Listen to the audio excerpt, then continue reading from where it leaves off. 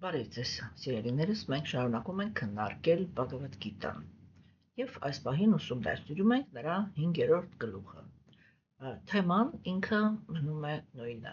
Կենդանի էակը նյութական աշխարհում ենթարկված է 3 տեսակի տառապանքների։ Տառապանքներ, որը ինքը իրեն է պատճառում իր տգիտության պատճառով, տառապանքներ, որոնք իրեն պատճառում են ուրիշ կենդանի էակները, իրենց նախանձի կամ ջղայնության թշնամանքի հիմքի վրա եւ տառապանքներ, որոնք իրեն պատճառում է բնությունը։ Բնության տառապանքների մեջ սովորաբար քննարկվում է ուրեմն տարերքների տառապանքները, այսինքն երբ լինում են երկրաշարժեր, ցունամիներ եւ այլն եւ այլն։ Բայց մենք պետք է հասկանանք, որ բնությունը ինքը նաև կենդանի էակին տալիս է իր համար ամենակարևոր տառապանքը, դա գոյության ժամանակավորությունն է։ Այսինքն բնությունը ինքը հենված է բավականին դաժան օրենքի վրա։ Այստեղ մի կենդանի էակը կերակուր է հանդիսանում մի ուրիշ կենդանի էակի համար եւ բոլոր կենդանի էակների մարմինները խոցելի են։ Եվ եթե ինչ-որ մեկը թշնամանք է տածում մյուսի հանդեպ, կարող է այդ թշնամանքը իրականացնել ուղղակի ոչնչացնելով դիմացինին։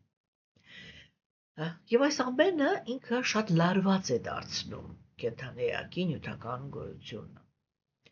Մարդը ինքը մեր ժամանակներում մի թեթև կորցրել է այդ վտանգավորության զգացումը, որովհետև երկրորդ, այսպես կոչված համաշխարհային պատերազմից հետո, որը իրականում համաշխարհային չէր,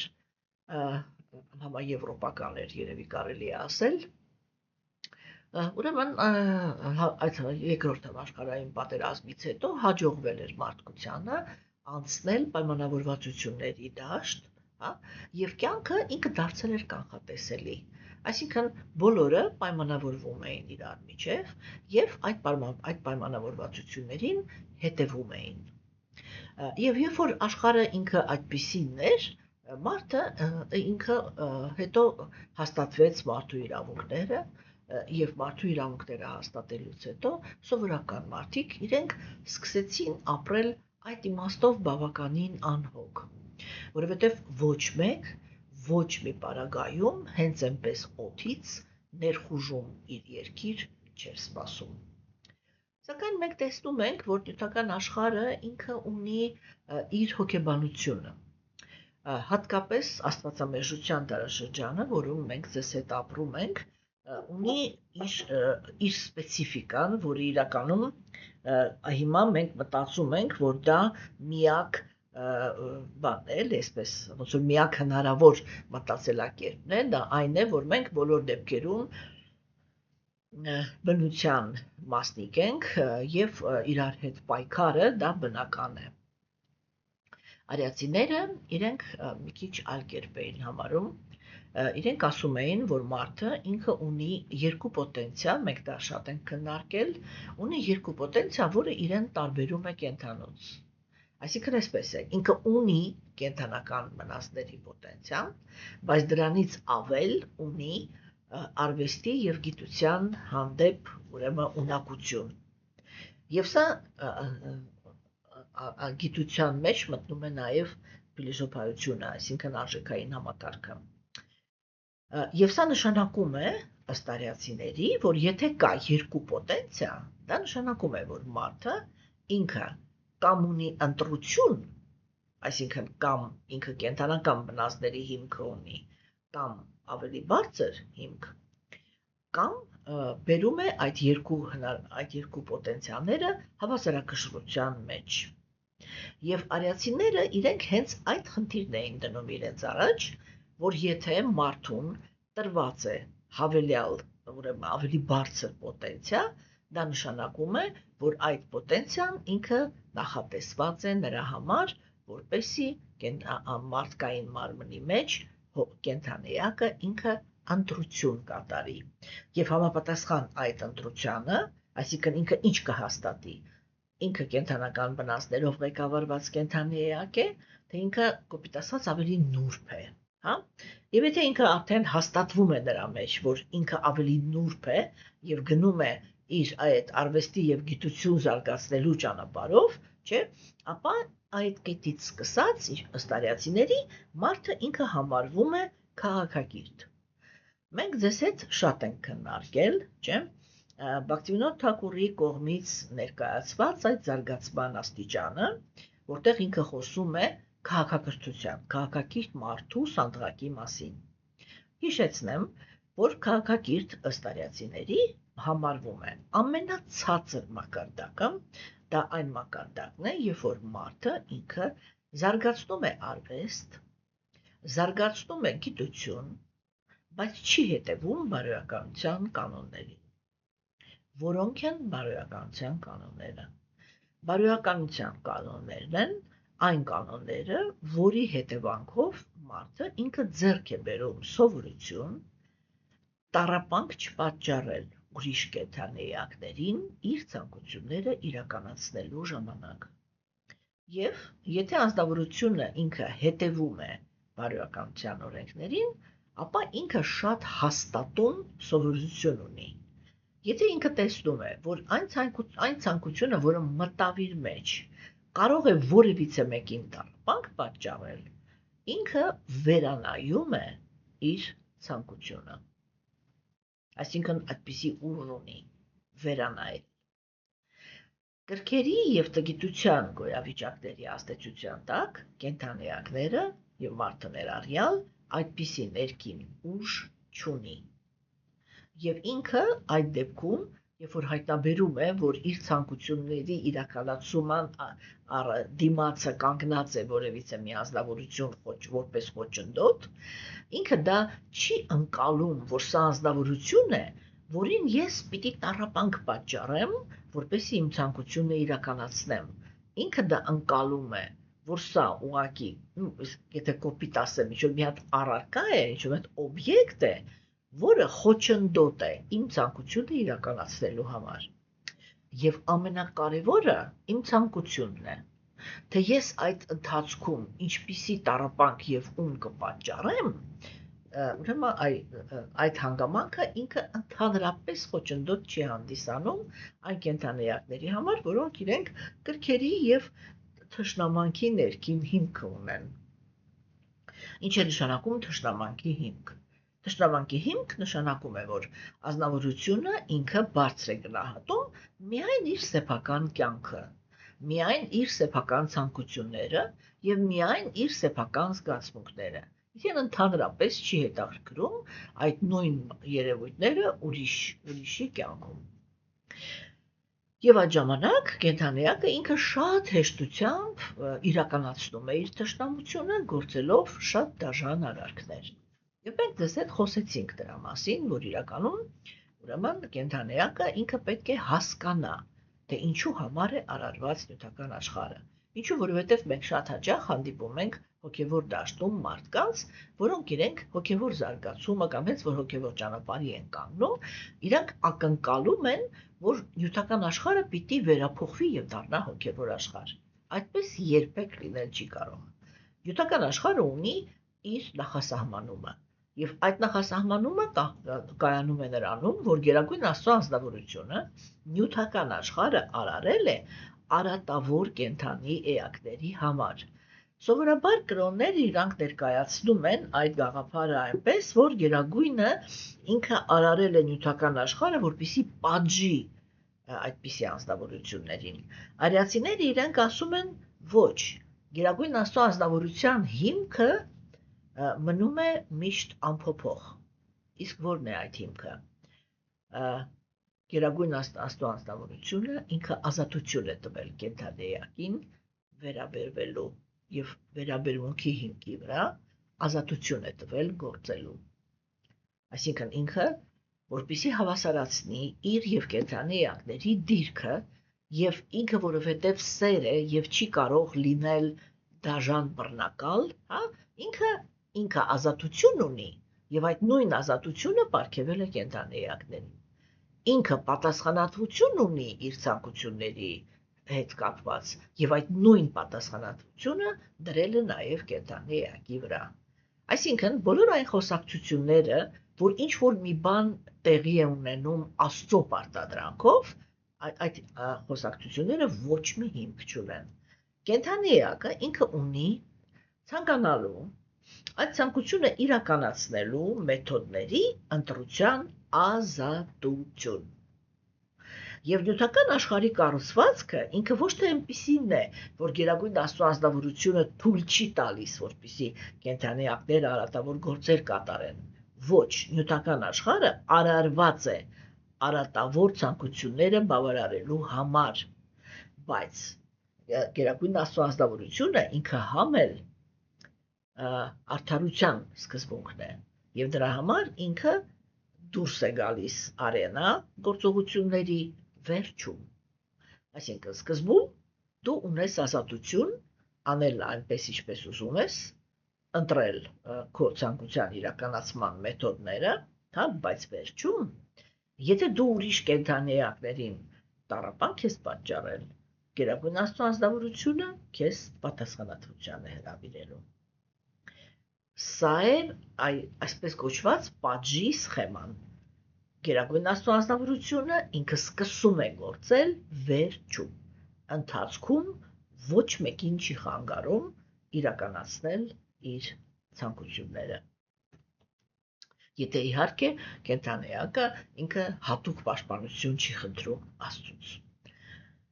Եթե ամեն ինչ այսպես բացի թողի է, ապա ամեն ինչ իրականացվում է այս օրենքների շուրջ։ Այսինքն կենդանիակի կյանքը ինքը նյութական աշխարհում միշտ վտանգված է եւ միշտ լարված։ Արիացիները իրենք այսպիսի խնդիր էին դնում իրենց առաջ, որ եթե մարդը ինքը ունի բանականություն, դա միշտ նշանակում է, որ այդ բանականությունը ինչ-որ մի բանի համար է իրան տրված։ Աթեիստները իրենք գալիս են այդ եզրակացության, որ բանականությունը մարդուն տրված է եւ արվեստի հանդեպ հակումը, ուրեմն արվեստի հանդեպ հակումը տրված է վայելելու համար, բանականությունը կամ գիտություն զարգացնելը կամ познавательная способность,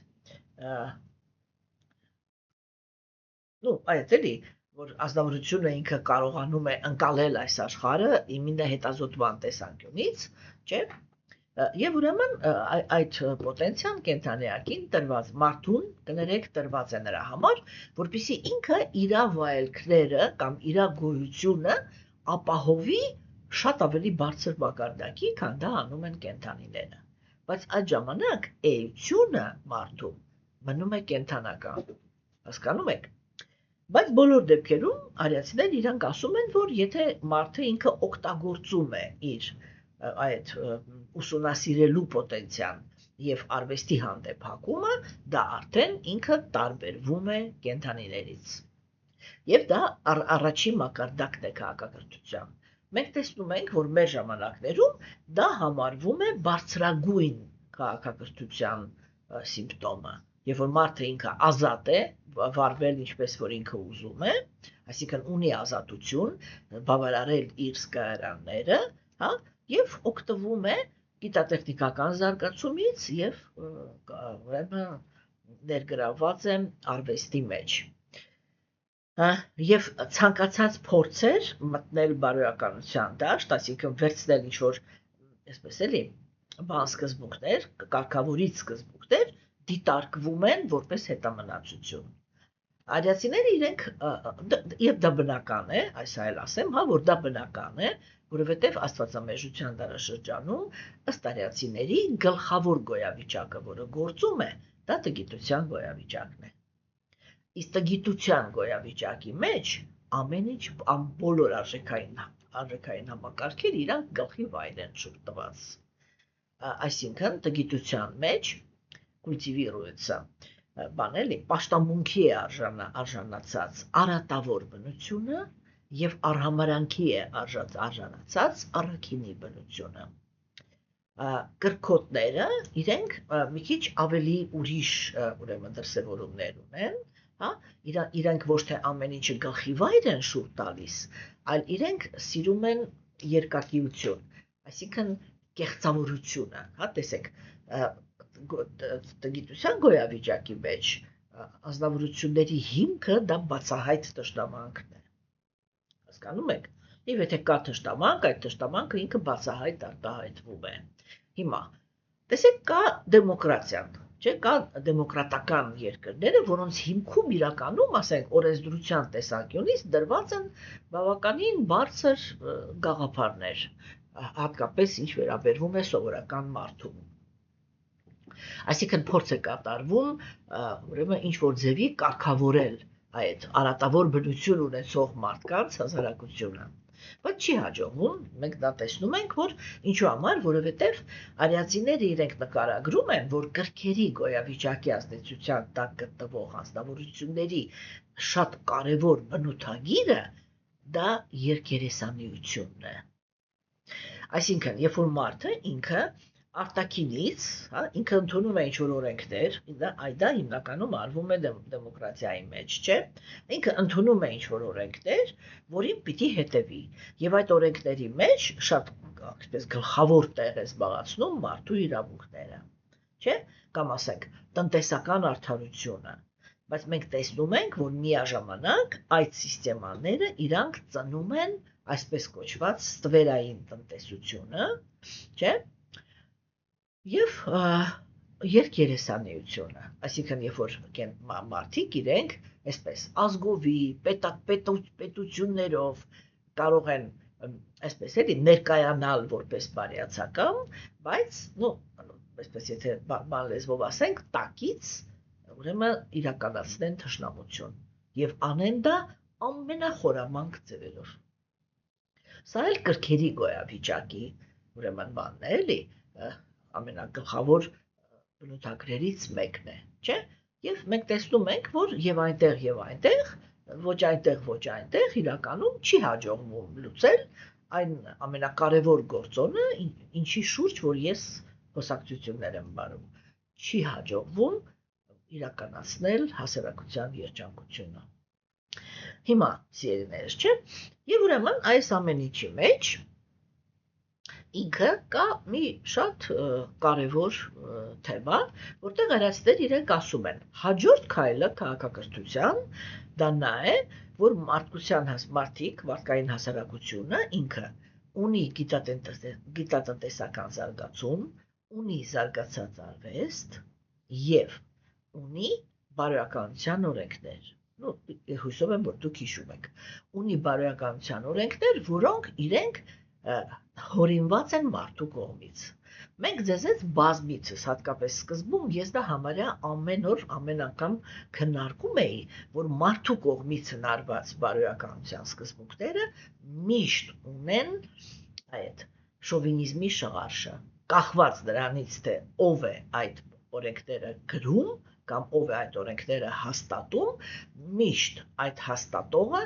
ինքը ամենաշատը հաշվի է առնում իրա եւ իրա նմանների շահերը։ Եվ վերջը, այսինքն միշտ պարտադիր գաղափարախոսությունը պիտի ունենա շովինիզմ։ Հիմա, սիրելիներս, եւ դա բայց դա բոլոր դեպքերում համարվում է երկրորդ քաղաքակրթությունը, քաղաքակրթական մակարդակը, ինչու, որ գոնե մարդիկ իրանք փորձ են կատարում ընդունել կարգապահության ինչ որ կանոններ հարաբերությունների մեջ։ Հիմա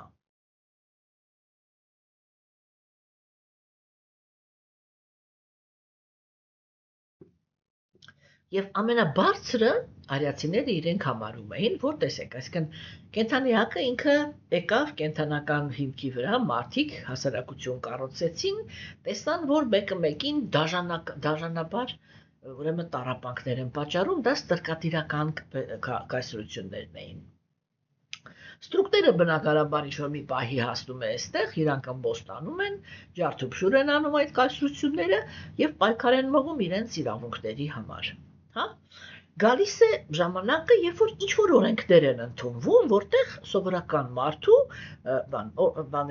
իրավունքները ինչ-որ մի մակարդակի պահպանվում են։ Երբ որ ուրեմն պահպանվում են, դա ինչի հաշվին է արվում։ Դա միշտ արվում է նրա հաշվին, որ վերին խավի մարդիկ իրանք ընդունում են իրենց համար կարգավորիչ սկզբունքներ, այսինքն ինչ իրանք իրավունք չունեն անել սովորական մարդու հետ։ Եվ դա մի քիչ թեթևացնում է իրավիճակը։ Դա գրքի գոյավիճակի հասարակություններն են։ Երբ որ գալիս է առաքիչ, բայց այդտեղ նույնպես վերջնականում չի հաջողվում լուծել ոչ ներքևի խավերի երջանկությունը, ոչ էլ վերևի խավերի երջանկությունը։ Բարգավաճությունը միգուցե, երջանկությունը շատ կասկածելի է։ Հիմա, սիրելիներս, չէ՞։ Ուրեմն, տեսեք, եւ հաջորդ քայլով արիացիները իրենք ասում են, երբ որ մարդը ինքը իրանով հասարակության մեջ իր օրենքներն է դնում, բայց չի ստացվում լուծել այդ կոնֆլիկտը, իսկ կոնֆլիկտը ո՞րն է իրականում։ Կոնֆլիկտը կայանում է նրանում, որ կան կենդանիակներ կամ կան մարդիկ, որոնք իրենք ի ծնե վատ ճակատագիր ունեն։ Այսինքն իրենք ծնվում են հասարակության մեջ ամենացածր տարածքում։ Եվ կան ազնվորություններ, որոնք իրենք բարձր տարածում են, բարձր խավերի մեջ են, չէ՞։ Եվ ցածր խավեր եւ բարձր խավերը միշտ ունեն գոռոզություն։ Այդ գոռոզության հիմքի վրա իրենք ունեն արհամարանք ցածր խավերի ներկայացուցիչների հանդեպ, իսկ ցածր խավերի ներկայացուցիչները բնականաբար ունեն նախանձ բարձր խավերի ներկայացուցիչների հանդեպ եւ ունեն ատելություն։ Եվ այդ կոնֆլիկտը լուծել չի լինում։ Ոչ նրանք են կարողանում հանգիստ ապրել, ոչ էլ նրանք։ Ուրեմն ցածր խավերի մարդիկ չեն կարողանում պաշտպանվել այն բռնությունից եւ այն ստորություններից, ստորացումներից, որին ենթարկվում են բարձր խավերի մարդկանց կողմից, չէ՞։ Իսկ բարձր խավերի մարդիկ իրենք գիտակցում են, թե ինչպիսի թշնամանքով են իրենք շրջապատված եւ դրա համար մշտական գերուժեր են ուրեմն բանանում, ներդնում ինքնապաշտպանության թեմայի շուրջ։ Չէ, հիմա գալիս է հաջորդը, արիացիները ասում են, այդ փորձով մարդիկ իրենք համոզվում են, որ դա չի լուծում խնդիրը։ Կոնֆլիկտը միևնույնն է կա, չէ։ Հաջորդ քայլով, ուրեմն ինչ է արվում։ Հաջորդ քայլով արիացիները իրենք ասում են, սկսվում է այդա, որ կենդանիակը ինքը մարդը ինքը սկսում է ման գալ, իսկ ինչպիսի օրենքներ կարող են լինել, որոնք կարող են օգնել, որպեսզի այդ կոնֆլիկտը ինքը լուծվի եւ բոլորը խաղաղ ապրեն։ Այդտեղ գալիս է հոգեվորը, գալիս է կրոնականությունը, գալիս է հոգեվոր գիտելիքը, որը իր հետ բերում է երրորդ ազնվորությանը, երկու մարդու արանքում։ Դա գերագույն Աստծո ազնվորությունն է, որը ինքը արդեն այդ գիտելիքը ինքը գաղափարներ է առաջ քաշում, որոնք բնությանը դեմ են, բայց խաղաղ կյանքի եւ երջանկության խնդիրը լուծում են։ Եվ դա կոչվում է առաքելության գոյավիճակ, որտեղ մարդիկ իրենք հետևում են աստվածային բարոյականության օրենքներին, մենք դա բազմիցս քննարկել ենք, հա, իսկ գերագույն Աստծո ազնվորությունը ինքը կողմնակալ չի։ Ինքը բոլորի խնդիրները տեսնում է։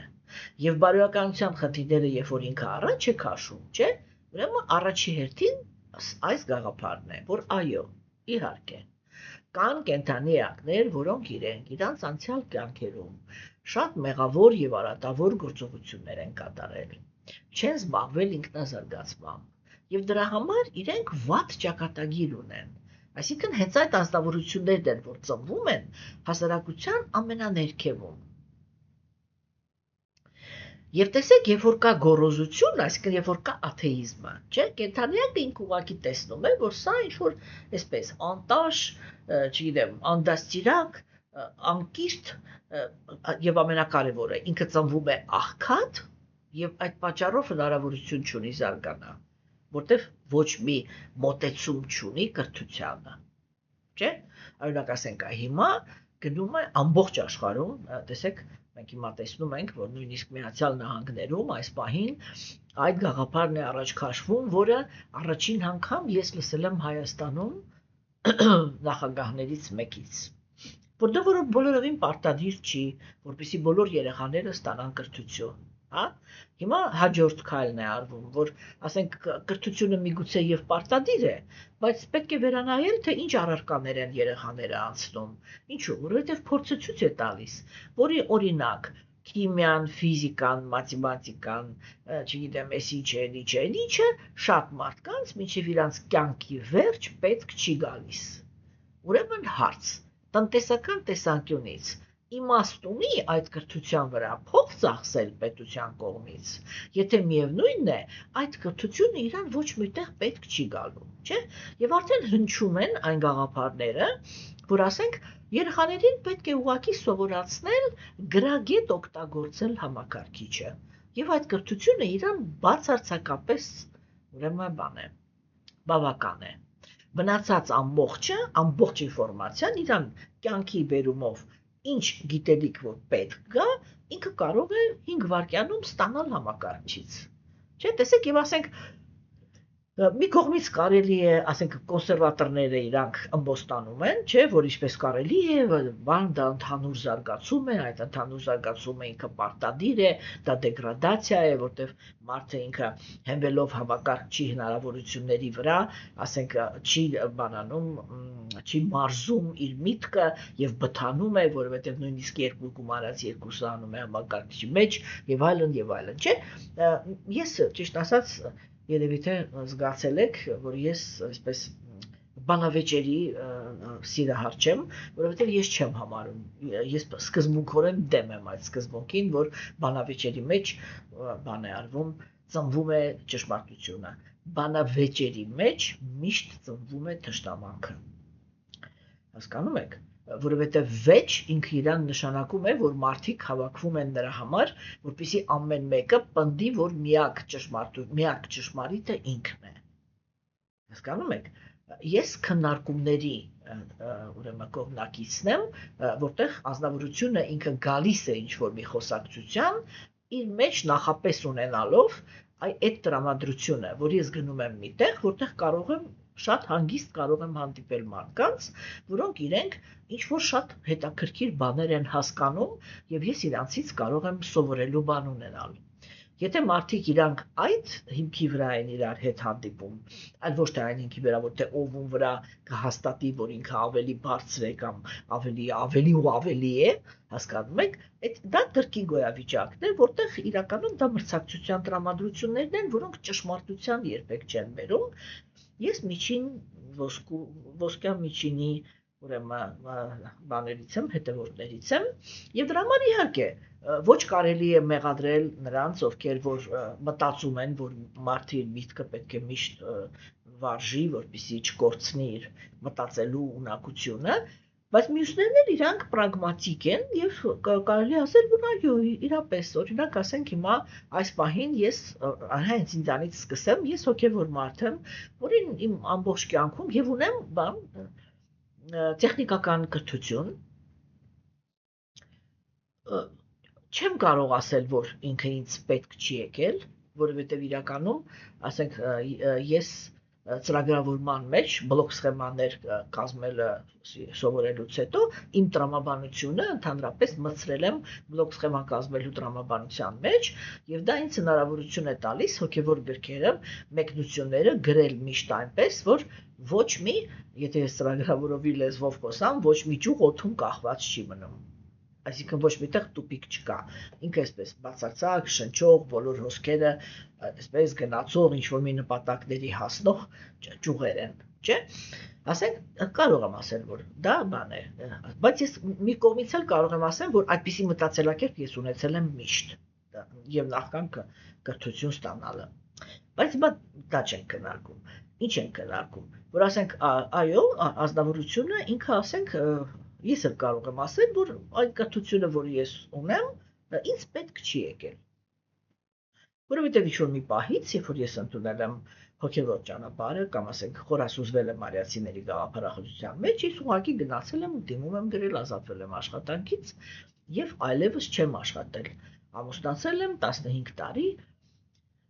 ինչ պայմաններ, որ իմ ամուսինը կարողացել է ապահովել, այդ պայմանների սահմանում էլ ապրել եմ։ Հիմա, սիրելիներս, չէ՞, Կարող ենք ասել, որ այո, բացարձակ անիմաստ էր այդ ամբողջ այդ կյանքը վատնել, բայց մյուս կողմից ես ինքս էլ միշտ ասում եմ, որ նույնիսկ բացարձակ չսովորող անձնավորությունը, եթե ինքը մտնում է բարձրագույն հաստատություն եւ դուրս է գալիս, ինքը տարբերվում է, եթե նույնիսկ չի կրթվել, միևնույն է, ինքը ինչ-որ մի հատ բանով ինքը տարբերվում է այն մարդուց, որը երբեք բարձրագույն կրթության օջախ ոչ մտել է, ոչ դուրս եկել։ Եթե դաժե նույնիսկ ինքը այն որ ուժեն ասած դվոյիշնիկ է, էլի, ոչ մի կապ չունի։ Հասկանում եք, չէ՞, սա խնդրահարույց գործեր են, խնդիրներ են, չէ՞, բայց ասենք, երբ որ մենք նայում ենք, մենք տեսնում ենք, որ այս երկու բաների մեջ, չէ՞, գիտություն, բան եւ մարդու կողմից հնարված բարոյականության օրենքներ, որոնք չեն լուծում, չեն դարձնում հասարակությունը ներդաշնակ, չէ՞, եւ դա միշտ նշանակում է, որ երկու ստեկ իրար հանդեպ վատ ցանկություն կա ցածրերի,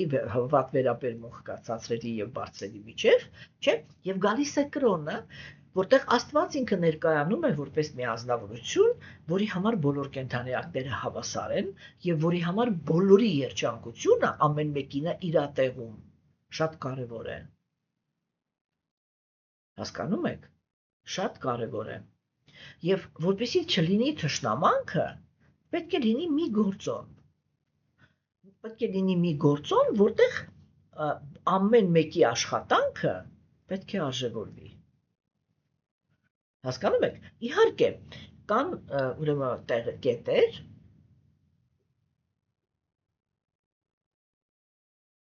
որտեղ այդ արժևորումը ինքը տեղի է ունեցել, չէ՞, օրինակ ասենք։ Հարգանք ունենալ ստրիպտիզորների հանդեպ, հասկանալով, որ դա ուղղակի աշխատանք է։ Եվ դա չի նշանակում, որ անձնավորությունը ինքը անբարոյական է։ Այսինքն, որ կարելի է մերկ վիճակում դուրս գալ, եթե ես ամեն ինչ իր բառերով ասեմ, մի քիչ գրեհիկ ստացվի, անել այն ամեն ինչ, ինչ որ արվում է, եւ համարվել հարգանքի արժանի անձնավորություն։ Չէ՞։ Բայց տեսեք, մյուս կողմից մենք անմիջապես հենց այդ կետում տեսնում ենք, որ կա առհամարանք վիճակ հիմա էլ տնային տնտեսուհիների հանդեպ։ Եվ իրենք համարվում են, այսպես էլի, անուղեղ հավերի նման ինչ-որ մի բան, որովհետև միայն ճաշեպել գիտեն եւ արդյոք անել։ Հասկանում եք, այսինքն հիմա էլ նրանց դերը արժեքազրկվեց։ Դա համար չի հաջողվում, երբ որ մարդն է հորինում, չի հաջողվում։ Հիմա, իսկ երբ որ աստվածային օրենքներն են գալիս, չէ՞, Աստված ինքը միանգամից ասում է, այ ինքը իրա տեղում, ամեն մեկը իրա տեղում հասարակության մեջ ունի իր արժեքը, եւ ամեն մեկը պիտի զգա, որ այն աշխատանքը, որը ինքն է կատարում հասարակության համար, արժևորված է, հավաքարարից բռնած, որովհետեւ հավաքարարն է, չէ՞, որ մեզ համար ապահովում է մաքուր շրջապատը։ Ես այստեղ աշխատում եմ ընդհանրապես այդպես կենցաղային շեղումներ չանեմ, ուղղակի որովհետև մենք այստեղ շատ խիստ փիլիսոփայություն ենք ուսումնասիրում, այդպիսի բաներ ես թույլ եմ տալիս բաղավատամը քննարկելուց, որտեղ այնտեղ կուլտուրայի մասին շատ է, չէ, խոսակցությունը։ Բայց ես ասում եմ, որ ես մեկ-մեկ, երբ որ օրինակ մեր շենքի հետևը մեկ-մեկ դուրս եմ գալիս, ասենք, տեսնում եմ, թե վերևի հարկերից ինչեր կարող է բակում լինել, որ ես պրոստը կանգնած քարանում ես, ուզում ես պատկերացնես, թե մարդը ինքը ինչպիսի ներքին կոնստրուկցիա պիտի ունենա, որպեսզի իրան կարողանա թույլ տա այդ իրը պատուհանը բացի ու գցի դուրս, հետո փակի։ Եվ հետո հավաքարարը գա եւ ստիպված լինի այդպիսի զլզվելի բաների հետ գործ ունենա ամեն օր։ Հասկանում եք, չէ՞։ Այսինքն Եվ արդեն վсё չհարգված։ Վсё, մարդը ինքը զգաց իրան նսեմացած։ Հասկանում եք, այդ հարգանքի հիմքը ինքը կարևորագույն հիմքերից մեկն է հասարակության մեջ եւ դա քաղաքակրթության մակարդակ է։ Հիմա, սիրելիներս, ինչու ենք այս ամեն ինչը քննարկում։ Եվ տեսեք, ասենք, չէ՞, երբ որ անձնավորությունները իրանք սկսում են աստվածային օրենքներին հետևել, չէ՞, այդտեղ ոչ մեկ չի տուժում։ Այն սովորական բույսից սկսված մինչև երկրի նախագահը, մինչև աշխարհի ամենաուժեղները։ Հիմա մեր ժամանակներում այս երկու աստիճանների միջև մտել են բաները, այթիշնիկները, հա, այսինքն համակարգչային համակարգիչն է մտել, եթե կարելի է այդպես ասել, չէ, եւ աշխարհը հիմա տանում են ոչ թե միայն ուղղակի թվայնացման, այլև մենք գիտենք, որ հատկապես նանոտեխնոլոգիաների հետ կապված մի ժամանակ նանոտեխնոլոգիաներից շատ էին խոսում, հիմա ոնց որ թե այդ տեխնոլոգիաները sense մցրել են կարելի ասել համարյա թե գաղտնիության դաշտ, ոչ մեկ չգիտի թե այնտեղ ինչ ձեռքբերումներ կան եւ ինչ առաջընթաց կա, ընդհանուր առմամբ մենք կարողացանք այսպես էլի պատկերացում կազմել, թե ինչպես են հիմա, ասենք, իմինագիտնականները, աթեիստները փորձում այդ խավերի միջև եղած հակասությունները ուրեմն շտկեն, դա փորձվում է արվել այսպես կոչված այդ չիպիզացիայի տեխնոլոգիաներով, չէ՞, որը երբ որ քանի դեռ նանոտեխնոլոգիաները չկային, երբ որ չիպը կարող է լինել ընդամենը մի մոլեկուլ, պատկերավոր ասած, չէ՞, եւ դա կարելի է մարդու մեջ դնել այնպես, որ մարդը սկի գլխի չընկնի, թե իրականում իր հետ ինչ արեցին, հա, եւ ինչ է դա անում։ Դա հնարավորություն է տալիս ամեն մի անձնավորությանը միացնել կենտրոնին, հա, կարդալ իր բոլոր տվյալները եւ իրան արհեստական ձևով պահել խաղաղ վիճակում։ Այսինքն դա բարձր խավի անձնավորությունները տեխնոլոգիա են մտածել, թե ինչպես իրենք անպատիժ ինչ ուզում են անեն եւ ներքևում ստանան, այսպես էլի, կներեք կոպիտ արտահայտությանս համար, բայց էությունից եթե խոսանք, ստանան ոչխարների մի ամբողջ հոտ, որը այսպես բացարձակ բան հələ դեռ գոհություն ապրելով, եթե Սաբյանինի դոկումենտը կարդացել եք, այդ խելացի քաղաքի մասին, թե ինքը գրել էր եւ դա հրատարակվել էր, հիմա չգիտեմ, կարծեմ հանել են արդեն YouTube-ից, բայց եթե մանգակ գտնեք, այդպիսի դոկումենտ կար։ Հասկանում եք, որտեղ Սաբյանինը ինքը գրում էր Մոսկվան դե պատրաստում են սարքել խելացի քաղաք եւ ինքը գրում էր դրա մասին, այնտեղ այսպիսի դրվածք կա, որ ասենք, այն մարդը ինքը կարող է նստած ուղակի լապշա ուտել, բայց իր գիտակցության վրա կարելի է այնպես ազդել, որ ինքը մտածի, որ ինքը այդ ցեխը ուտելով իրականում ուտում է իր ամենասիրելի ուտելիքը։ Կամ ասենք, ենթադրենք ինքը իր երեխաները հեռացել են եւ ոչ մի շփում չկա։ Կարելի է մարդու գիտակցության վրա այնպես ազդել, որ ինքը այնպես զգա, որ իր երեխաները եկան, իրանք ժամանակ անցկացրեցին եւ ինքը երջանկության մեջ լող տա, չէ՞։ Այսինքն մարդու ցավոտ կետերին են կպնում, որպեսզի մարդը ինքը մտածի, հա էլի, իրոք էլի, ինչքան լավ կլներ, որ այդ տենց լներ։ Աստված տենց չի արել, թող մարդիկ անեն։ Ինձ համար ինչ տարբերություն, զատո ես ինձի երջանիկ կզգամ, չէ՞։ Բայց իրականում այդտեղ ինչ պիտի իրականացվի։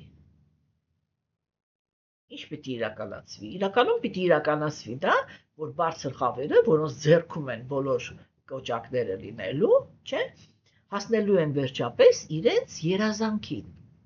որ իրենք անեն ինչ ուզում են, ինչ դաժան կերպով ուզում են վարվեն մարդկանց հետ, իսկ մարդիկ իրանց մեջ ապրեն իլյուզիայի աշխարհում եւ բավարարված նստած սսկված ապրեն։ Գերագույն Աստծո անձնավորությունը ինքը խաղաղության է ուզում հասնի,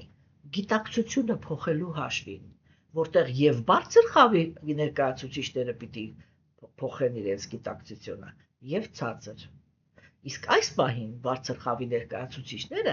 ինստրումենտ են հայտնաբերել, որի միջոցով իրանք այդ խնդիրը կլուծեն այլ կերպ։ Իրանք կմնան ինչ որ իրանք կան,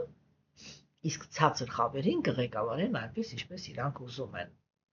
Թե ինչով դա կավարտվի, այս պահին ոչ մեկ չի կարող ասել, հա, բավականին համարձակ էքսպերիմենտ է։ Բայց հիմա, ասենք, մենք խոսում ենք քաղաքակրթության սանդղակի մասին, չէ, որտեղ մենք տեսանք,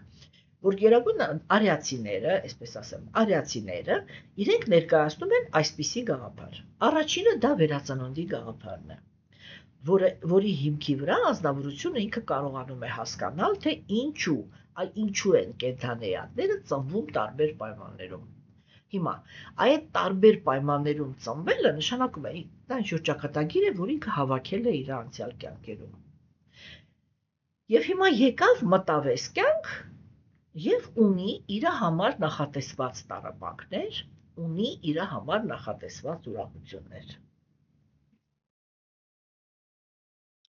Եվ տեսեք, ասենք, չէ, այդ իմաստով այդ իր համար նախատեսված է, իր համար նախատեսված են, դա մարտահրավեր է, չէ, կենդանի էակի համար։ Իսկ կենդանի էակը իր բնությունով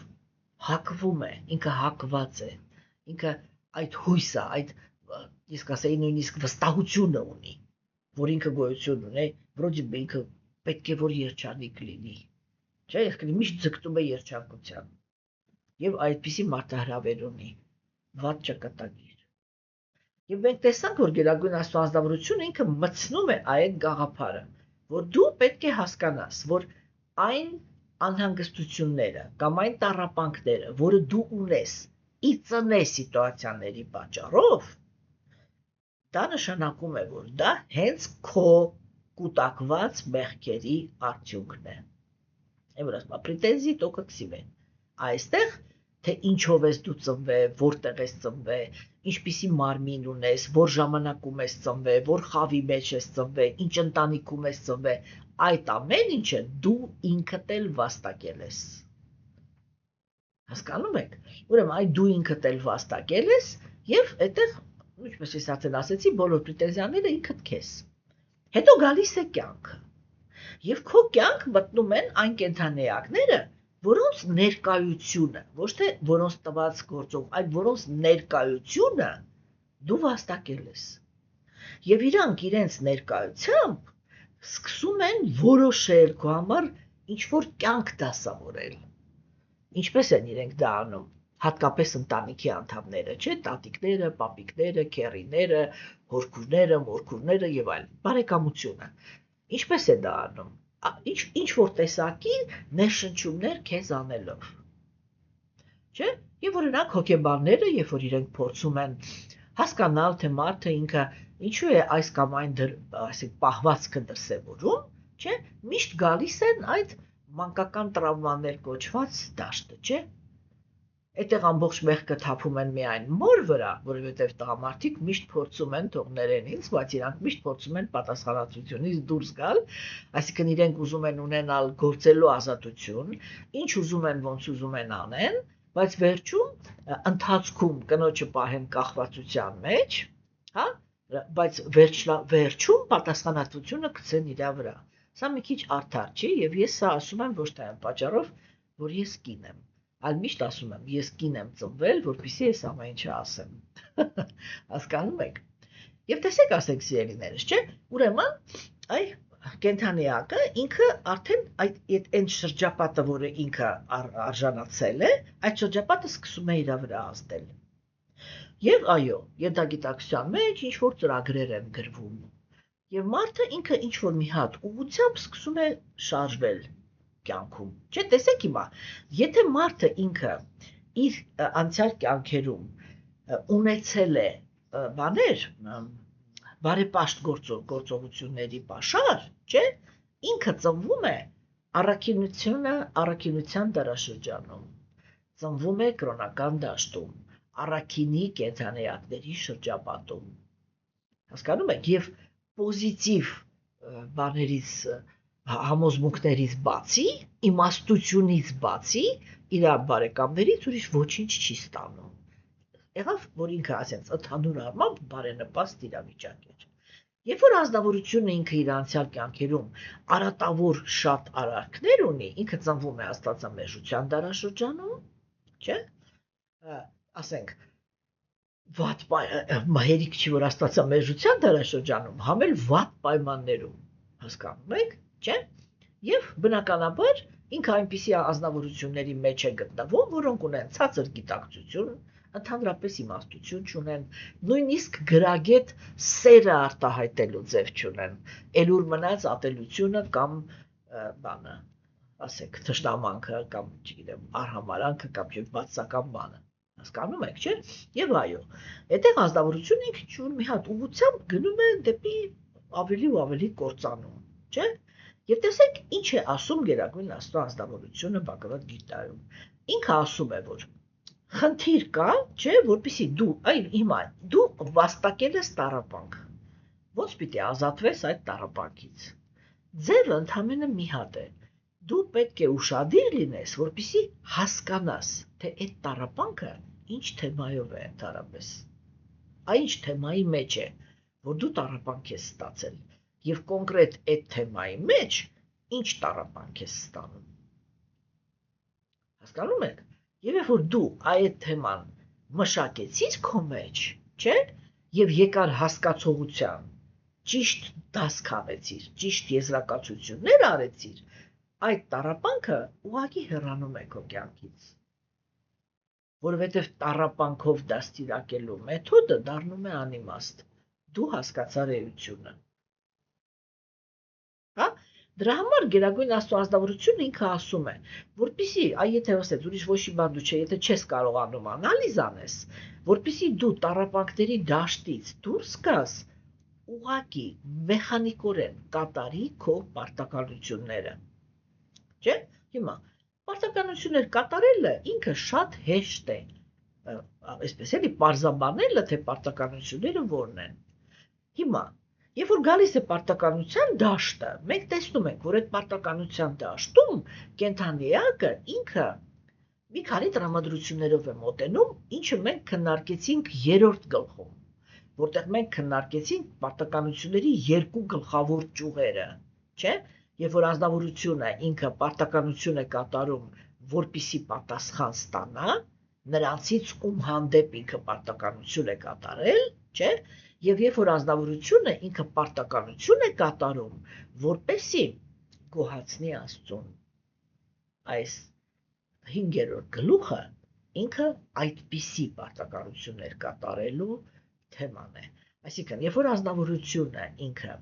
հաստատված է իր պարտականությունների մեջ, անկախ նրանից, թե ինքը ինչ կստանա իրան շրջապատող մարդկանցից, հա, ինքը իր պարտականությունների մեջ հաստատված է, չէ, այնինքը այդտեղ ունի մի հատ այսպիսի բան, էլի, տրամադրություն, հատկապես, եթե ինքը արդեն հոգևորի մեջ հաստատված է, իսկ պարտականություններ կատարելու ուժը տալիս են հատկապես հոգևոր ճանապարհը, չէ։ Այդ ժամանակ բոլոր կատարված պարտականությունները իրականում դառնում են Աստծո հանդեպ ծառայություն կատարելու ուրեմն երևույթ։ Այն ինչի մասին, որ այստեղ խոսեց Տեր Շիկնիշնան։ Ինչ ասեց ինքը տեքստում։ Այդ 6-րդ տեքստում ինքը ասեց այսպես. Գործունեությունից հրաժարվելը ինքնին խորասուզում է տառապանքի մեջ, սակայն նա, ով զբաղվում է պարտականությունների կատարմամբ առանց արդյունքներին կապվելու, կարող է առանց հապաղման հասնել գերագույնին։ Չէ՞։ Տեսեք ուրեմն, ինչի մասին է այստեղ խոսքը։ Տեսեք, այնպիսի տպավորություն է, ոնց որ թե սենց բառացի կրկնվում է, չէ՞, 3-րդ գլխի տեքստերը, այնտեղ էլ էր, չէ՞, Տեր Շիկնիշնան ինքը այդպիսի տեքստեր ասում, որ պետք է պարտականությունը կատարել առանց կապվածությունների։ Հիմա, տեսեք, ինքը նորից այդ գաղափարն է, որտեղ Աջուրան ինքը ասեց դու ասեցիր սա, հիմա այս երկուսից ո՞րն է ավելի լավը։ Եվ Տեր Շիկնիշնան ինքը հիմա բացատրում է, որ երբ որ ազնվորությունը ինքը գործողություններից հրաժարվում է, սա իմպերսոնալիստների ճանապարհն է, չէ՞։ Հիմա ինչպես են գալիս իմպերսոնալիստները հրաժարման։ Իրականացնելով կենթանի էակը ամենացածրը, իրականացնելով թշնամանք, մշտական հետո գնում է դժոխք։ Այդ դժոխքի փորձը մնում է իր նուրբ մարմնի մեջ։ Այնքան է, այսպես էլի, թշնամանք անում գնում դժոխք, թշնամանք անում գնում դժոխք, դժոխքում անասելի տառապանքների է ենթարկվում։ Ինչի է հասնում, ինչ նպատակ է հետապնդում Գերագույն Աստծո ազնվորությունը, երբ որ սեր լինելով հանդերձ, այդ մոլորակային համակարգեր է ստեղծում, որը կոչվում է դժոխային։ Ինչ է ինքը այդտեղ, այդ որ կենթանիակների համար է նախատեսված դժոխքը։ Գիտեք ոնց էլի, եթե ես ըստ էության ասեմ, պիտի կոպիտ բառ ասեմ, բայց այդ բառը ինքը արտահայտում է իմաստը։ երբ որ կենդանի էակը անուղելի բթամիտ է։ Այսինքն, այսպես տգիտության գոյավիճակի մեջ ուղղակի ոտքով, գլխով խորասուզված։ Ինչ է դա նշանակում, որ ինքը ընդհանրապես հակում չունի զարգանալու։ Հասկանում եք։ Երբ որ ինքը հակում չունի զարգանալու, չէ՞, եւ այսպես համ հակում չունի զարգանալու, որ օրինակ ասենք, եթե կենդանիակը ինքը հակում ունենա զարգանալու, չէ՞, բերեմ ամենապարզագույն օրինակը, կներեք։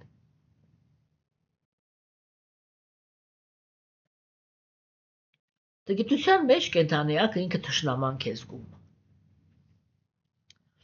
Եվ ասենք, եւ իրականացնում է թշնամանքը բռնության միջոցով։ Չէ՞, կարող է տանջամահանել, կարող է ցավ պատճառել, ֆիզիկական, այստեղ իմенно ֆիզիկական ցավի մասին է խոսքը, չէ՞։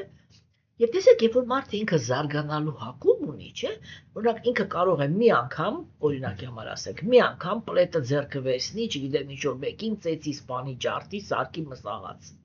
աղացած միս կներեք։ Չէ՞։ Ու այդ պահին, եթե ինքը զարգանալու հակում ունի, իր մոտ պիտի անպայման այդ պահը լինի, էլի, որ ոնց որ ինքը իր մաշկի վրա զգա թե հիմա ինչ ցավ է պատճառում դիմացինին։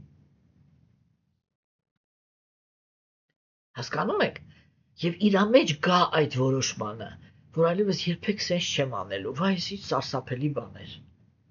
Սա գնաց դեպի զարգացում։ Բայց կան կենդանիակներ, որոնք իրենք զարգացման հանդեպ հակում չունեն։ Հասկանում եք։ Չունեն, ուղղակի այդ հակումը չունեն զարգացման հանդեպ։ Եվ սա նշանակում է, որ ինքը ամեն անգամ դիմում է բռնության եւ ամեն անգամ հաճույք է ստանում այդ գործողությունից, որ ինքը կարողացավ բռնության հաշվին իրականացնի իր ցանկությունը եւ ցանկացած մարդու ստրկատիրական հասարակությունն, որ այսենց մի թեթև իր ցանկությունը չկատարեց, սարքել աղացած միս։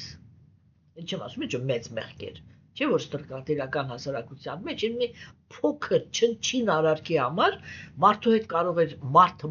կարող էր այնպիսի վայրենու նման վարվել, որ անասելի է, չէ՞ դա։ Հասկանում եք։ Ես հասկանում եմ, որ մեր ժամանակներում բարիությունը մոդա չի, բայց դրանից էություն չի փոխվում։ Հասկանում եք, սիրելիներս, չէ՞։ Եվ տեսեք, ասենք, հիմա այդ կետում, երբ որ կենդանիակը ինքը զարգանալու բան չունի,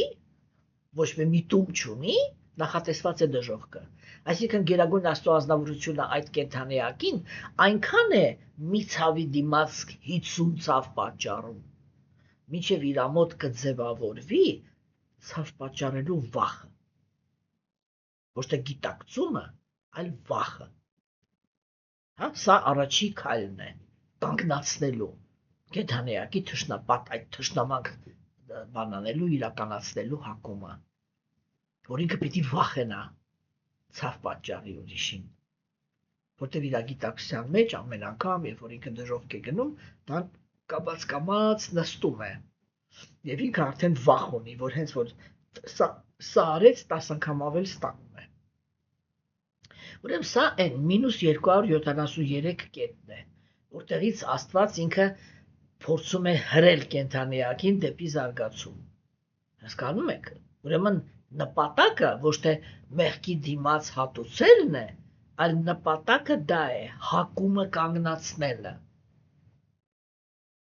Եթե լեզվով չի հասկանում, ուրեմն տառապանքով։ Սա ամենավերջին կամ առաջի կետն է։ Հա, եւ կենդանիակը ինքը այդտեղ վախ է ձևավորում։ Հասկանում եք։ Հիմա, այսինքն սկզբում ինքը սկսում է խուսափել թշնամանքից, հա, որպեսզի հետո կրակ ու բոց չստանա։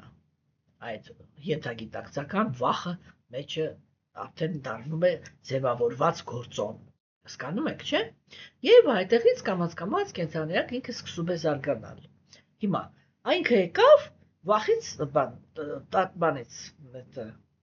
насилие բռնությունից բան եղավ, չէ՞։ Կամաց այդ բռնության դաշտից հրաժարվեց։ Ուր մտավ։ Մտավ կրքերի դաշտ։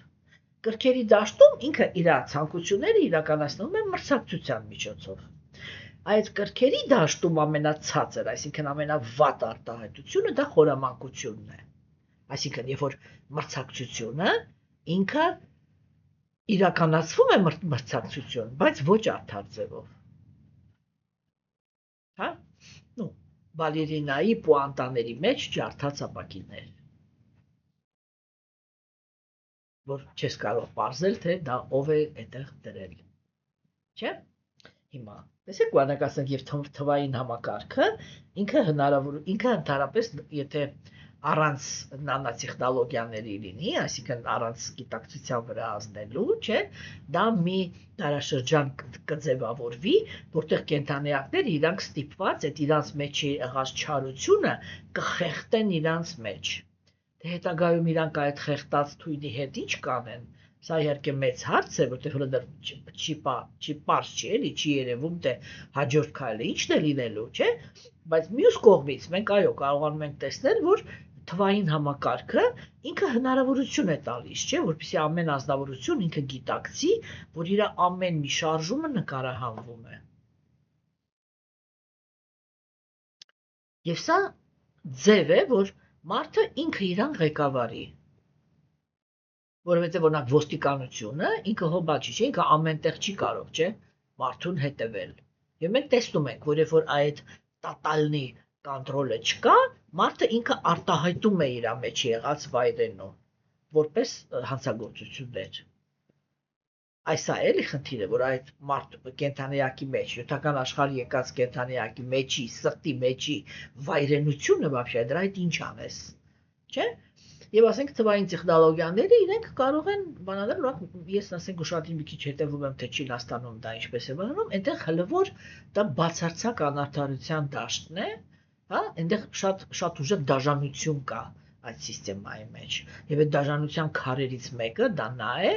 որ եթե ընտանիքի անդամներից մեկը փողոցը այնտեղ չանցավ, ամբողջ ընտանիքը դրա համար պատասխան է տալիս։ Հա, իհարկե դրա տակ մտնում է ինչ-որ մի հատ տրամաբանություն, բայց այդ տրամաբանությունը ինքը դաժան է, որովհետև մարդու կյանքը ինքը դառնում է 500%-անոց լարված կյանք։ Հասկանում եք, եւ ես այդտեղ չինացի ղեկավարներին մի հարց կտայի. դուք ինքներդ պատրաստ եք ապրել այդպես նկարահանումների տակ, եւ որ ձեր ամեն մի քայլի համար պատասխան տան ձեր ընտանիքի անդամները։ Դուք ինքներդ այդ սկզբունքի մեջ պատրաստ եք ապրեք, չէ՞, որտեղ մարդը ինքը պետք է ստուգի իր արդարությունը, այն գաղափարի արդարությունը, որը ինքը առաջարկում է, հենց այդպես, չէ, որ ասենք ես հիմա ինչ-որ մի հատ սկզբունք եմ առաջարկում։ Ես ինքս այդ սկզբունքի մեջ ուզում եմ ապրեմ, թե չէ։ Եթե ես այդ սկզբունքը առաջարկում եմ ուրիշների համար, իսկ ինձ պահում եմ դրանից դուրս, դա միշտ նշանակում է, որ սկզբունքը, որը ես առաջարկել եմ, անարդար է։ Որ ինքը իր մեջ կեղտոտ նպատակներ է հետապնդում։ Հասկանում եք, չէ՞։ Եվ ասեք, հիմա այստեղ այդ խնդիրները իրանք ահավոր կարևոր են, չէ՞։ Երբ որ մենք մտնում ենք հոգևոր դաշտը դա գիտակցության մակարդակ է, դա սենտիմենտալ հավերի տարածքը չի։ Հասկանում եք, հոգևոր դաշտը դա միշտ խորը հոգեբանության դաշտ է։ Ես միշտ ասել եմ եւ ասում եմ, այո, որ հոգևոր հոգեբանությունը ինքը նյութական հոգեբանությունից բարձր է, որովհետեւ հոգևոր հոգեբանությունը ինքը հոգևորի հոգեբանությունը ինքը շատ լավ գիտի եւ նյութական հոգեբանությունը, բայց եւ հոգու հոգեբանությունը, եթե դա իրոք հոգևոր գիտելիք է։ Հասկանում եք, դա այն դաշտն է, որտեղ մեր ժամանակներում գործող հոգեբանությունը ինքը չի բարձրանում այնտեղ։ Դա առաքինության եւ մաքուր հոգևորի հոգեբանության դաշտն է, որ մենք ցեսել բակավատամով քննարկում ենք, չէ՞։ Եվ մտածեք, այսինքն հոգևոր դաշտը դա ինքնագիտակցման, այսինքն դա կամավորության դաշտ է, երբ որ մարդը ինքը գիտակցված ինչ-որ process-ներ է անցնում եւ գիտակցված փոխում է իր ներքին պլատֆորման։ Հասկանում եք։ Հիմա եւ ինչ է ասում Գերագույն Աստծո անձնավորությունը։ Ինքը ասում է. ամեն կենդանիակ իր տեղում, որտեղ որ ինքը ծնվել է, ունի իր ճիշտը։ Որն է այդ ճիշտը։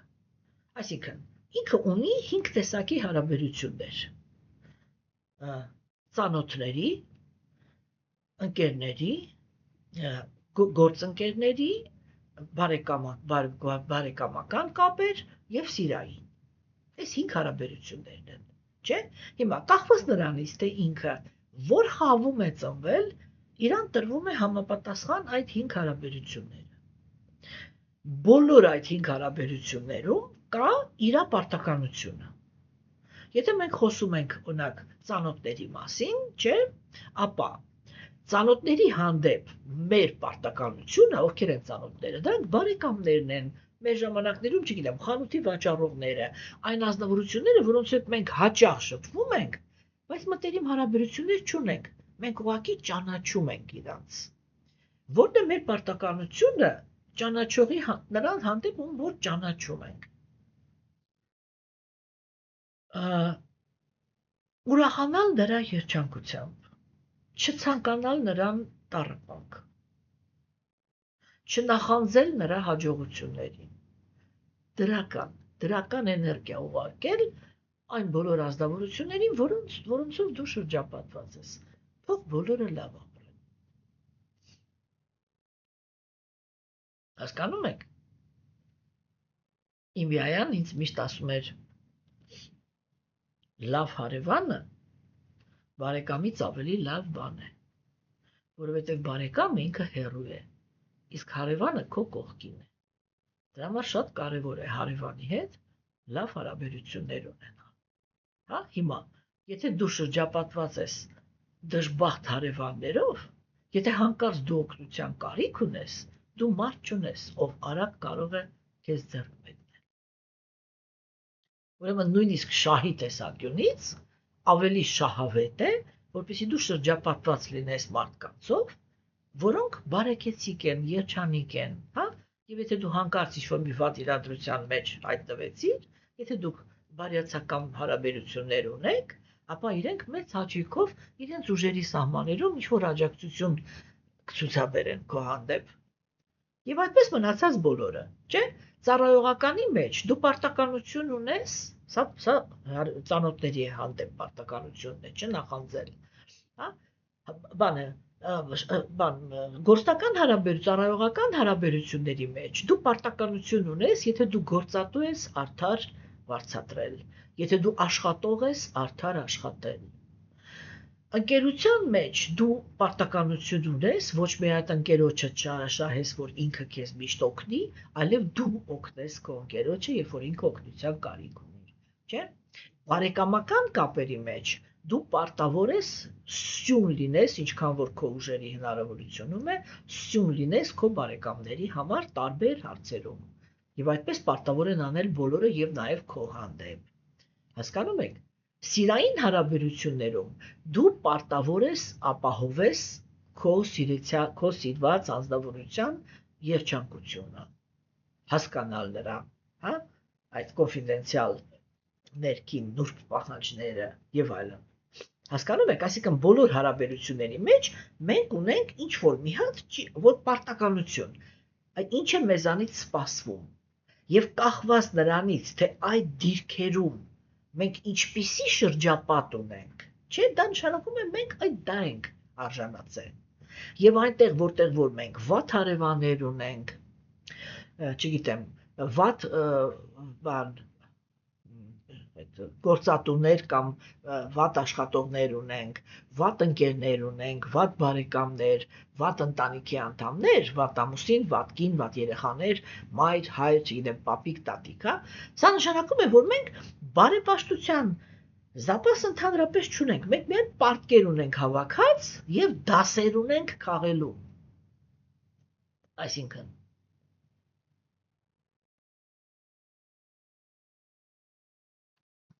եղել եմ վատ հարևան, վաստակել եմ վատ հարևանի, որ հիմա էլ ինքը իմ կյանքը հարամի, եղել եմ վատ գործընկեր, վաստակել եմ վատ գործընկեր, որպեսզի հիմա ես դաս քաղեմ, թե ինչքան վատ է, երբ որ դու գործ ունես, ինչպես ոնց ենք ասում, քցող գործընկերոջ հետ, չէ՞։ Եղել եմ վատ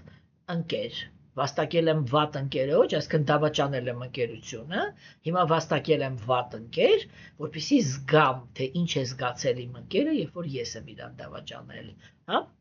Ունեմ վատ բարեկամներ, վաստակել եմ վատ բարեկամներ, եւ հիմա ունեմ այդ վատ բարեկամները, որպեսզի ռեալիզացնեմ, ինչ է նշանակում լինել տկլոր առանց մեջքի, որովհետեւ արհամարել եմ բարեկամական կապերը, չէ՞։ Ունեմ վատ ընտանիք, մայր, հայր, պապիկ, տատիկ եւ այլն, չէ, դա բարեկամներն են, հա, մայր, հայր, բան, ամուսին կամ կին եւ երեխաներ, այս է իմ ընտանիքն է, չէ՞։ Դա նշանակում է, որ ինքս եղել եմ վատը, կախված նրանից, թե տարիքում որ մեկն է ամենավատը իմ համար։ Եվ այդտեղ դաս ունեմ քաղելու, որ ես զգամ, թե ինչքան վատ է, երբ որ այ բան, չէ, ու ես պետք է գամ ոչ թե զոհի դերին, որ երբ որ զոհի դերում է հայտնվում մարդը, հոգեբանները իրանք ճիշտ են հասկացել։ Երբ որ մարդը ինքը մտնում է զոհի դերի մեջ, դա նշանակում է ինքը չի խաղում դասերը։ Ինքը դասերը չի խաղում։ Ինքը իրեն համարում է անմեղ, հասկանում եք, եւ զոհի դերի մեջ է մտնում, այ որ ես արժանի էի, չգիտեմ, որ լինեի, չգիտեմ, Տրամպի կինը, բայց ես ընդամենը, չգիտեմ, բանի, Սերոժի կինն եմ, հասկանում եք, եւ այլն, հա, այն միշտ այդ զոհի կարգավիճակը, զոհի տրամադրությունը միշտ նշանակում է, որ ազնվորությունը ինքը սովորություն չունի իրավիճակներից ճիշտ դաս քաղելու։ Երբ որ դուք տեսնում եք, որ մարդը ինքը երբեք զոհի դիրքի մեջ չի մտնում, այլ եթե նույնիսկ ինքը պայքարում է, որպեսզի այդ վիճակից դուրս գա, միևնույնն է, ինքը փորձում է զարգանալ։ Մի քիչ սխալ է փորձում, բայց դա չի էականը։ Ինքը այդ իր զարգանալու բանն է, այսպես էլի աշխատեցնում, եւ սա շատ կարեւոր գործոն է, չէ՞։ Հիմա, ուրեմն, Տեր Քրիստոսի գաղափարը ինքը կայանում է նրանում, որ եթե դու այդ ամեն ինչի մեջ ինչ-որ վատ բաներ ունես, դու դասեր ունես քաղելու, որտեվ վատ արարքներ ունես անցյալ կյանքերում կատարած, չէ՞։ Եվ այդտեղ տառապանքից պրծնելու համար դու պետք է բան անես, էլի, այդ պարտքերը փակես։ Պարտքերը փակելը նշանակում է գաս ճիշտ եզրակացության։ Որ նա որ քեզ տառապանք է պատճառում 5 հարաբերությունների մեջ, իրան նայելով դու մենակ մի բան մտածես վերջնականում։ Ես ինքս երբեք ոչ մեկի հետ այսպես չեմ վարվելու այլևս։ Всё, դու քո դասը քաղեցիր։ Եվ եթե դու քո դասերը քաղեցիր, այդ մարդիկ իրենք կամ մեկ էլ հանկարծակի, այսպես պատկերավոր ասած, մի օրում փոխում են իրաց պահվածքը քո հանդեպ, հա? Կամ ուղղակի վերանում են քո կյանքից, որովհետև դու այլևս արժանի չես այդ տառապանքներին կամ այդ անհանգստություններին։ Դու ճիշտը հասկացար։ Եվ քեզ տրվում է նոր հնարավորություն իրականացնել այդ ճիշտը եւ արդեն կենթանիակների հետ չվարվել այնպես, ինչպես վարվել են քո հետ։ Հասկանում եք, սա առաջընթաց է։ Հիմա հաջորդը դա նա է, որ դու ծնունդով ունես լավ տվյալներ։ Հասկանում եք։ Այսինքն, ինչ է նշանակում ունես լավ տվյալներ։ Դա նշանակում է, որ դու ունես լավ հարևաններ, լավ գործընկերներ, լավ աշխատաբան, բարեկամներ, լավ ընկերներ, լավ բարեկամներ եւ լավ ընտանիք։ Եվ սա միանգամից նշանակում է, որ դու անցյալ կյանքից ունես բարեպաշտության պաշար։ Հասկանում եք։ Եվ հաջորդ քայլը, բայց հայտնվում է տառապանք։ Ինչ միացավ։ Միացավ նյութական աշխարհի երկրորդ տառապանքի գործոնը։ Որն է այդ գործոնը։ Հայրացիներն ասում են, նյութական աշխարհում կա 3 տեսակի տառապանք։ Մեկը դու ինքդ քեզ պատճառեցիր, մենք քննարկեցինք, թե դա որն է։ Երկրորդը քեզ պատճառեցին ուրիշ կենդանիակները։ Այսինքն հիմա դու ծնվելու պահից ունես լավ ճակատագիր, եւ այո, նյութական աշխարհը ինքը այն աշխարհն է, որ եթե դու ունես ինչ-որ մի հարցում լավ ճակատագիր, դու միանգամից հատկապես աստվածամերժության դարաշրջանում միանգամից ունես 100 հատ նախանձող։ Չէ, եւ մարդիկ իրանք հայավարի մենք մեր մեջ տենց էլ ասում ենք, չէ, եթե 2 հատ բարի կամեցող ունենք, 10 հատ նախանձող։ Հասկանում եք։ Եվ այդտեղ արդեն դու հասկանում ես, որ դու դասեր չունես քաղելու, որովհետև դու լավ ճակատագիր ունես, լավ մարդկանցով ես շրջապատված, եւ դա նշանակում է, որ քո մոտ ամեն ինչ լավ է, դու անցյալ կյանքից լավ արարքներ ունես եւ դրա համար քեզ սկզբնականորեն լավ ճակատագիր է տված։ Եվ հիմա ինչ-որ մեկը նախանձով մտար քո կյանք, դա երկրորդ տառապանքն է։ Ինչու կարողացավ մտնի, որտեղ դու անհավ, այսպես էլի, բան էլի, անհոգ վայելում էիր, ինչով չէիր զբաղվում, պաշտպանությամբ, որովհետև չես հասկանում,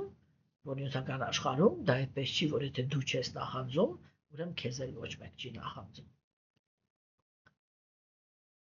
Եվ այո, ցանկացած մարդ հատկապես աստվածամերժության դարաշրջանում, երբ որ ինչ-որ մի հաջողություն ունի, ինքը ինքնապաշտպանության կարիք ունի։ Թեմա այդ բաները ոնց է, եթե մենք քննարկում ենք Բhagavatam-ը, գնացեք ինտեղ լսեք, հա։ Հասկանում եք, եւ տեսեք, ասենք, չէ՞։ Այսինքն, այսա ինքը հիմա այդ կենդանիակը այս հաջորդ փորձության հետ հանդիպեց, որ հիմա ինքը անմեղ էր, բայց բռնություն ստացավ, կամ դժբախտություն ստացավ, կամ ինչ-որ մի հատ սրիկա եկավ։ Ինչի համար եկավ, որ այդ թուլությունը ցույց տա, որ չես պաշտպանվում։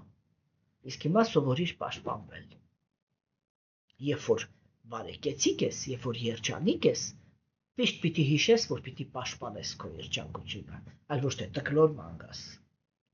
Պատկերավոր ասած։ Հասկանում եք, չէ՞։ Ուրեմն եւ այդպես, այսպես զարգանալով կենդանիակը գնում է։ Հիմա հասկացավ, որ նյութական աշխարհում հերիք չի բարեպաշտության պաշար ունենալ, երջանկություն ստանալ, պետք է համել պաշտպանություն ունենալ, սրան էլ է պետք ուշադրություն դարձնել, անցեք հաջորդ փուլը, հիմա ինքը ունի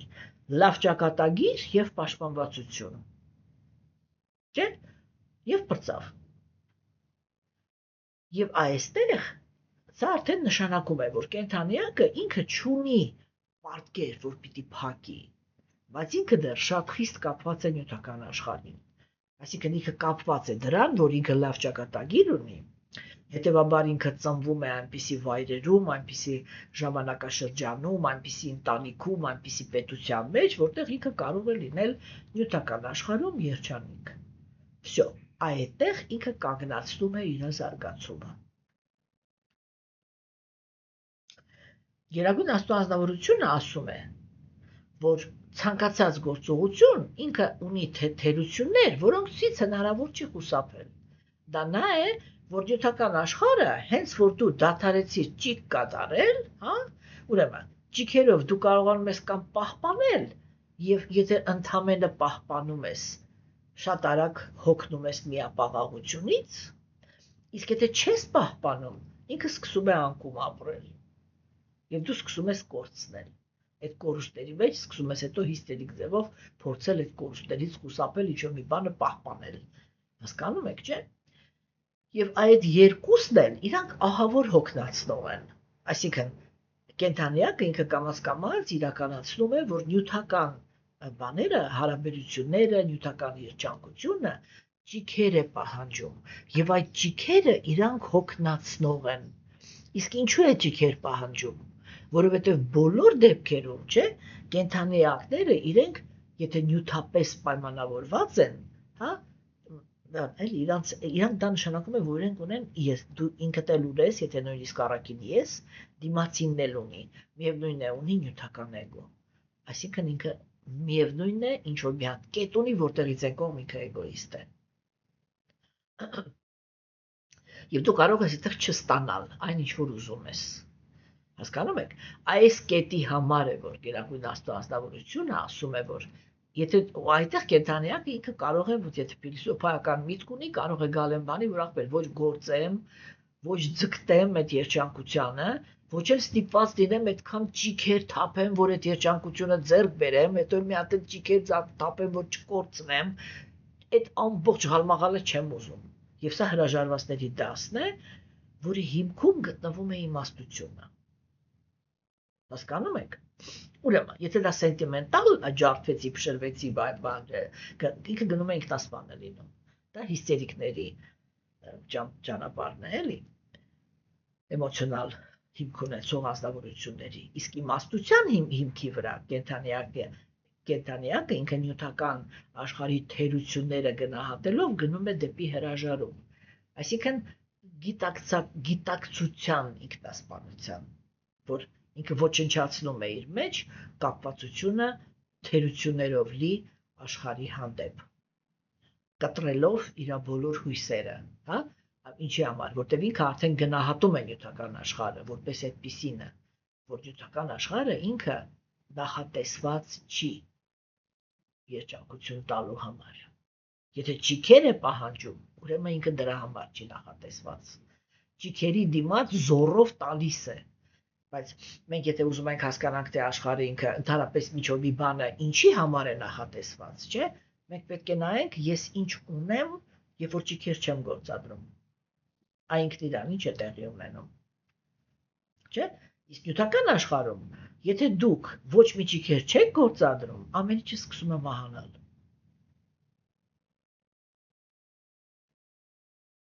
Հասկանում եք։ Այն էլեմենտար բնությունից սկսած։ Բնությունը, եթե ինքը ինչ որ քանակությամբ օր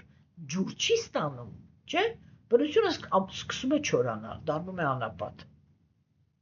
Ինչ եղավ, ինքն իրան մահացավ։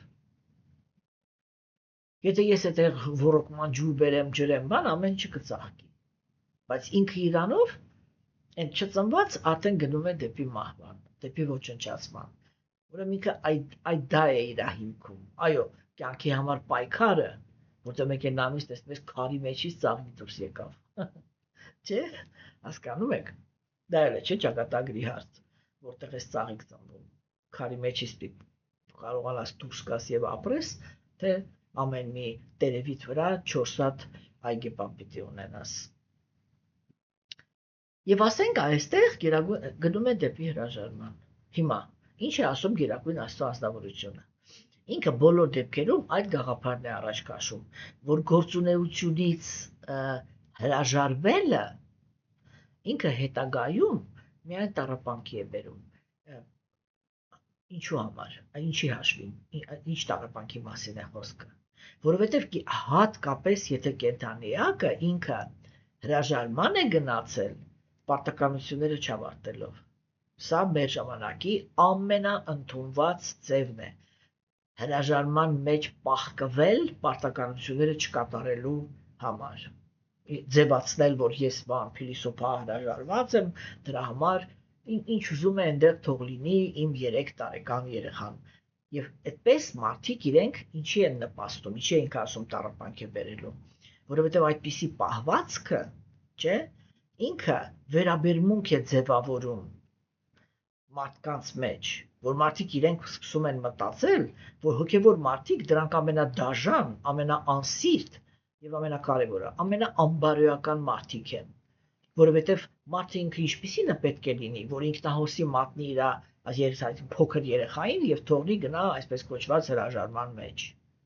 չէ՞։ Թեկուզ երբ որ այդ նույն երեխայից հրաժարվում են մի ուրիշ կնոջ գեղեցիկ ոտքի մոտ գնալու համար, իրան ոչ մեկ չի մեղադրում, իրան հասկանում են։ Բայց դա մարդկանց կարծիքն է։ Իսկ այստեղ Գերագույն Աստծո ազնվորությունն է ինքը այդ կարծիքը հայտնում։ Ինքը ասում է դու պիտի հասկանաս, որ այդպիսի գործողությունների համար դու տառապանք ես ստանալու։ Քեզ թվում է, որ դու այդտեղ ազատություն ստացար, բայց դու ինքդ քեզ ազատություն պարգևեցիր։ Ես քեզ չէի ազատել պարտականությունից։ Դու պարտականությունից կազատվեիր, եթե ես օրինակը շարունակեմ, երբ որ դու երեխայիդ կկրթեիր, կբեցացնեիր, կտայիր կամ ուշտացնեիր, կնպաստեիր, որպեսզի ինքը ունենա աշխատանք եւ կարողանա ինքը իրան ապահովի, հետո նոր կգնայիր հրաժարման։ Այդ ժամանակ դու պիտի հասկանայիր, որ դու կարողացար գնաս հրաժարման, որտեղ ես քեզ թույլ տվեցի, այսինքն ես քեզ բաց եմ թողնում, որ դու գնաս հրաժարման, միայն այն ժամանակ, երբ որ դու պարտականություններդ ես կատարել։ Մնացած բոլոր դեպքերում դու կատարել ես գործողություն, որը ինքը դավաճանություն է։ Եվ երբ որ դու այդ դավաճանությունը կատարել ես այն մարդկանց հանդեպ, ովքեր քեզանից կախված են, ես քեզ դրա համար պատժելու եմ։ Սա է իրականում Աստծո զգուշացումը այս տեքստում, չէ՞։ Եվ հիմա ինքը ասում է, որ այն ազնվորությունները, որոնք իրանք այդ գործողությունները կատարում են որպես նվիրված ծառայություն Աստծուն, իրանք առավելություն ունեն։ Այսինքն այդ նույն պարտականությունները կենդանիակը ինքը կատարում է, որպեսզի բավարարի Աստծուն, անկախ նրանից, թե իրեն ինչ կբան կանեն,